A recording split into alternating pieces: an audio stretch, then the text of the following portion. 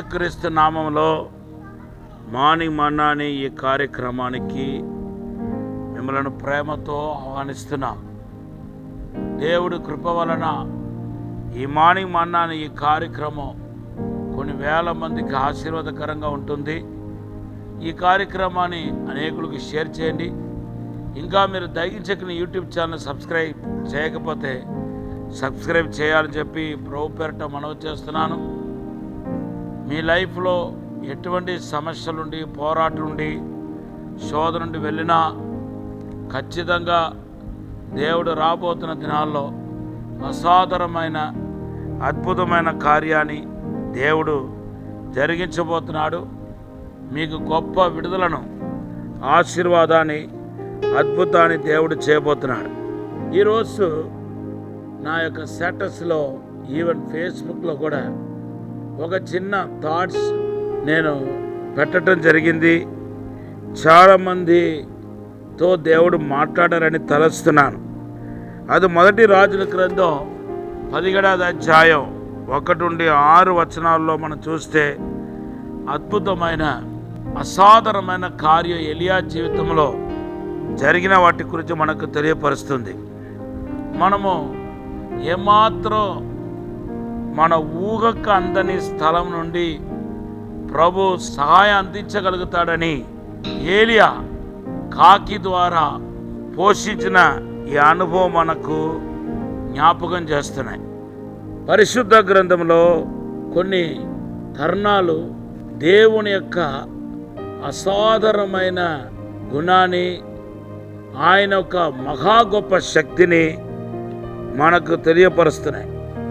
అవి మనం నమ్మాలంటే దాంట్లో కాస్తో కోస్తో అటువంటి ఏదైనా ఒక కార్యం మనకు జరిగినప్పుడే అటువంటి కార్యాలు మనము నమ్మగలుగుతాం. ఎందుకంటే అది బియాండ్ అవర్ ఇమాజినేషన్. మన ఊహకు అందని అసాధారణమైన కార్యాలు బైబిల్లో రాయబడి ఉంది. ఒకసారి డిజిఎస్ దినకరన్ గారికి ఒక అసాధారణంగా దేవుడు ధనాన్ని సమకూర్చినట్టుగా నేను ఆయన సాక్ష్యం ద్వారా విన్నాను. ఇప్పుడు మొత్తం డీటెయిల్గా మనం వెళ్ళాలంటే కొంచెం మంది విమర్శించేవారు అవి హేళన కింద లేకపోతే వేరేలాగా మాట్లాడటానికి, మరి అనేకులకు అభ్యంతరకరంగా మాట్లాడటానికి అవకాశం ఉంది. కాబట్టి నేను డీటెయిల్స్గా వెళ్ళతలంచలేదు. కానీ ఒక అసాధారణమైన రీతిలో, అంటే not in a natural way, అసాధారణమైన రీతిలో దేవుడు ఆయన అవసరాలు తీర్చినట్టుగా నేను సాక్ష్యం విన్నాను. దేవుని బిడ్డలారా, ఇక్కడ చూడండి, ఇశ్రాయేల్ దేశంలో ఒక భయంకరమైన కరువు. ఆ కరువును బట్టి నేల ఎండిపోయింది. తర్వాత పంట లేదు, ఎక్కడ నీళ్ళు లేవు. ఇంకా భయంకరమైన కరువు అన్నమాట. మొత్తం ఎటు చూసినా ఎండిన నేల. కనీసం ఒక కుటుంబానికి పోషించేంత విత్తనాలు లేవు, లేకపోతే పంట లేదు. అటువంటి టైంలో దేవుడు మరి ఏలియాను ఎండిపోయి ఒక్క చుక్క వాటర్ లేని కెరిత్ వాగు దగ్గరికి వెళ్ళమంటున్నాడు. అక్కడికి వెళ్ళి దాక్కోమంటున్నాడు. మరలా అట్లా మొత్తం ఇలాగ తిరుగుతూ ఉండరా అనలేదు, దాక్కోమంటున్నాడు. అలాగే ఆయన దాక్కున్నాడు. ఇది దేవుడు ఎందుకు చెప్పాడో, దాక్కోమని చెప్పి ఎందుకు చెప్పాడో తెలియదు. అదొక మీనింగ్లెస్ మాటలాగా కనపడుతుంది, సంబంధం లేని మాటలుగా కనపడుతుంది. వెళ్ళి దాక్కోమనటం ఏంటి? పైగా కేరిత్ వాగు దగ్గర నీళ్లు ప్రవహిస్తూ ఉంటే, పోనీ ఇప్పుడు వర్షం లేదు కాబట్టి, నేలంతా ఎండిపోయింది కాబట్టి, ఎక్కడ నీళ్ళు లేదు కాబట్టి, దేవుడు ఆ చోట్ల నీళ్ళు ఉంది కాబట్టి అక్కడికి వెళ్ళి మరి ఎలియాను శరదీయమన్నాడని మనం అనుకోవచ్చు. కానీ అక్కడ నీళ్ళు లేదు. అక్కడ వెళ్ళి నార్మల్గా కూర్చో అని చెప్పకుండా దాక్కో అంటున్నాడు. దేవుని బిడ్డలారా, ఇప్పుడు ఈయన ఏలియా ఎక్కడైతే దాక్కున్నాడో ఆ దాక్కున్న స్థలానికి దేవుడు కాకులాని పంపిస్తున్నాడు. ఎంత అద్భుతమైన విషయమో చూడండి. నంబర్ 1, ఆయన దాక్కుంటున్న స్థలానికి ఎక్కడైతే దాక్కున్నాడో, ఈ మాట నేను ఈరోజు మీకు ఈ మార్నింగ్ మన్నా ఈ కార్యక్రమంలో ఈ యొక్క వాక్యం చెప్పాలన్నప్పుడు ఈ మాట నన్ను తాకింది. దాక్కోమని చెప్పిన చోట్ల ఎక్కడైతే మనుషులకో జంతువులకో ఇంకొక దానికో కనబడని ఒక మారుమూల ఎవరికి కనిపించలేని స్థలములో దాక్కున్నాడో అక్కడికి డైరెక్ట్గా దేవుడు కాకులని పంపుతున్నాడు. అక్కడికి డైరెక్ట్గా ఆయన తాగటానికి మంచి మధురంగా ఉన్న నీళ్ళను పంపిస్తున్నాడు. దేవనామానికి మహిమగలుగాక. ఎంత అద్భుతమైన కార్యమో చూడండి. ఒక భయంకరమైన క్లిష్ట పరిస్థితిలో దేవుడు పోషించటం ఆశ్చర్యంగా ఉంది. అంతేకాదు, నేను ముందు చెప్పినట్టుగా అసలు ఏ ఒక్కరు ఎంత పరిశుద్ధుడైనా ఎంత ప్రవక్త అయినా ఈ పరిస్థితిలో దాక్కుంటున్న స్థలానికి కాకుల ద్వారా దేవుడు పోషిస్తాడనే విషయాన్ని కనీసం కలల్లో కూడా అనుకొని ఉండడు, ఊహించి ఉండడు. దేవుడు అద్భుతంగా మరి ఏ మానవ శక్తులకు అందని రీతిలో అందని పద్ధతిలో తన ప్రవక్తను పోషిస్తున్నాడు. దేవుడు నామమునకు స్తోత్రం. దేవుడు చెప్పింది మొదటిగా అర్థం లేని కార్యంగా కనపడి ఉండవచ్చు, లేకపోతే ఇది జీవన శైలికి సంబంధం లేని కార్యముగా మనకు కనపడవచ్చు. అంతేకాదు, ఇతనితో పాటు ఎవరిని తీసుకువెళ్ళమనలేదు దేవుడు. ఒంటరిగా ఎలియాను మాత్రమే కూర్చోబెట్టాడు.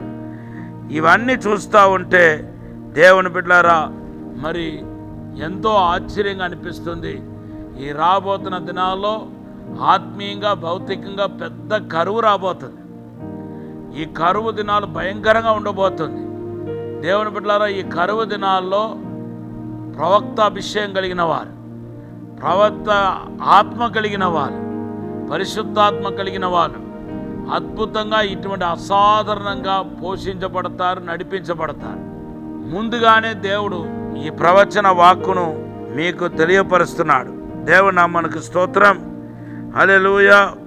రెండవదిగా మనం చూస్తే కాకుల తన్ను తానే పోషించుకోవటానికే అక్కడ పంట లేదు, విత్తనాలు లేవు, నేలంతా ఎంటీగా ఉంది.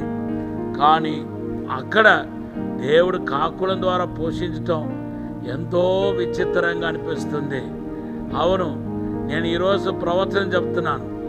లేని వాటి ఉన్నట్టుగా, ఉన్న వాటి లేనట్టుగా చేయగలిగిన సమర్థుడు నీ విషయంలో నువ్వు ఎక్స్పెక్ట్ చేయలేని రీతిలో, నువ్వు ఊహించలేని రీతిలో, నువ్వు అనుకోని రీతిలో దేవుడు నిన్ను పోషించబోతున్నాడు, నడిపించబోతున్నాడు. ఏలియామో కాకుల ద్వారా పోషించబడితే 50 మంది ప్రవక్తలేమో మరి ఒక పద్ధతిలో 50 మంది ప్రవక్తలు ఉబేద్యా ద్వారా పోషించబడుతున్నారు. అంటే ఇది దేన్ని మనకు తెలియపరుస్తుందంటే దేవుడికి ఒక్క ద్వారం కాదు, 100 కొలది ద్వారాలు ఉన్నాయని మనకు అర్థమవుతుంది. ఇది ఇలాగ ఉంటే అదే పట్టణంలో ఆ ఎలియా ఉన్న పక్కన సారేబాత్ అనే ఒక గ్రామం ఉంది.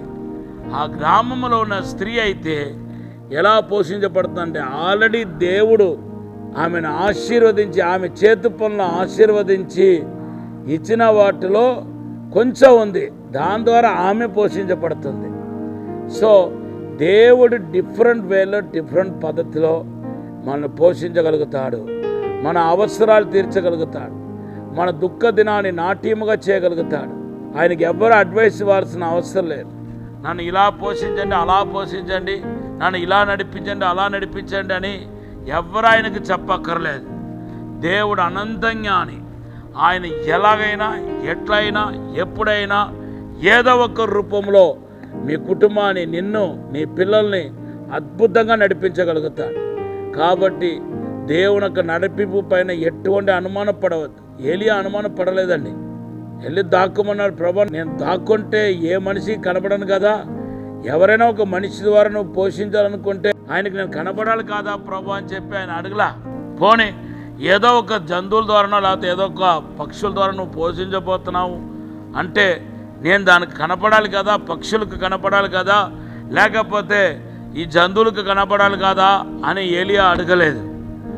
ఆ దాక్కున్న ప్లేస్ మరి ఎలాగ కాకులాలు మరి ఏలియాను కనిపెట్టిందో, ఎలా వచ్చిందో, నిజంగా నక్షత్రం ఆ యొక్క జ్ఞానులను, యేసు పుట్టగానే జ్ఞానులను ఎలాగైతే బెత్లెహేముకు నడిపించిందో అలాగే ఉంది. కాకులని కూడా దేవుడు ఒక నక్షత్రాల ద్వారా ఎలియా దగ్గరికి నడిపించుంటాడని నేనైతే నమ్ముతున్నాను. ఏది ఏమైనా దేవుడు అద్భుతకరుడు, ఆశ్చర్యకరుడు. నువ్వు సేవించే దేవుడు అసాధారణమైన దేవుడు, అద్భుతమైన దేవుడు. రాబోతున్న దినాల్లో నిన్ను ప్రతిరోజు ఆత్మీయంగా పుష్పమతంగా పోషించబోతున్నాడు, నడిపించబోతున్నాడు, మిమ్మల్ని వర్తలే చేసి పెంపొందింపచేయబోతున్నాడు. కనుక మీరందరూ దేవుని అందు విశ్వాసం ఉంచండి, దేవుని పైన ఆధారపడండి. దేవుడు మిమ్మల్ని, మీ కుటుంబాన్ని అద్భుతంగా పోషించి నడిపించినగాక. ఆమేన్. మీకు ఈరోజు దేవుడిచ్చిన వాగ్దానం కీర్తన 81:16. ఒక చిన్న ప్రార్థన చేస్తాను. పరిశుద్ధము నమ్మకమైన పరలోక తండ్రి, నీకు వందనాలు, స్తోత్రాలు ప్రభువా. శక్తి చేత కాదు, బలము చేత కాదు, ఆత్మ ద్వారానే సమస్తం జరుగుతున్నారు ప్రభువా. తండ్రి, ఏలియాను ఎంతగా అద్భుతంగా పోషించారో అలాగా మమ్మల్ని కూడా నైనా పోషించడానికి ఈరోజు మాట్లాడిన విధానం బట్టి వందనాలు ప్రభువా. మాకు ఈ వర్తమానం ఇవ్వటం ద్వారా మమ్మలను ఎలియాలాగా ప్రేమిస్తున్నావని, ఎలియా స్థానంలో పెట్టావని, మమ్మలను ప్రవక్త ఎలియాలాగా మమ్మలను నడిపించబోతున్నామనే విషయాన్ని మాకు అర్థమైనట్టు చేస్తారు తండ్రి. మాట్లాడారు ప్రభువా. ఇప్పుడే ప్రతి ఒక్కరిని ఆశీర్వదించండి. దేవుని యొక్క కొలత లేని మహిమ ఇప్పుడే నింపునగాక, దేవుని ప్రసన్న నింపునగాక, పరలోక మహిమ నింపునగాక. మీ కుటుంబం మీరు ఆశీర్వించబడదురు గాక. యేసు నామములో అడిగి వేడుకుంటున్నాము తండ్రి. Amen. Have a blessed day. God bless you.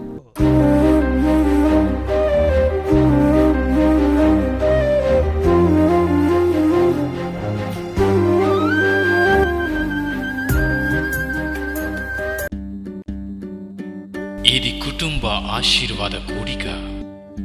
ఇక్కడ మేము మా కుటుంబాలను కట్టుకున్నాం. మరి మీరు? అయితే ప్రతి శుక్రవారం రాజమహేంద్రవరంలో జరిగే ఈ కుటుంబ ఆశీర్వాద కూడికలో పాల్గొనండి. ఈ కూడిక జరుగు స్థలం దహించు అగ్ని ఆడిటోరియం, నటరాజ్ థియేటర్, రాజమహేంద్రవరం. సికింద్రాబాద్ లో దహించు అగ్ని అద్భుత అసాధారణ కూడిక ప్రతి శనివారం సాయంత్రం 5 గంటల నుండి ప్రారంభించబడును. స్థలం SPG church ground, alpha hotel వెనుక, సికింద్రాబాద్. మరిన్ని వివరాలకు 9494940074 మరియు 75.